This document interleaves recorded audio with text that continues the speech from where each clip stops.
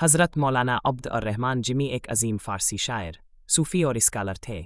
वो अपने ज़माने के मरूफ स्कॉलर्स में शुमार हुए थे और वो तसव्वुफ़ में हज़रत निज़ाम अल-दीन नशपूरी और हज़रत ख्वाजा उबैद अल्लाह अहरार के पैरोकार थे। एक दिलचस्प वाक़या। एक बार मौलाना हज की ज़ियारत के लिए रवाना हो गई।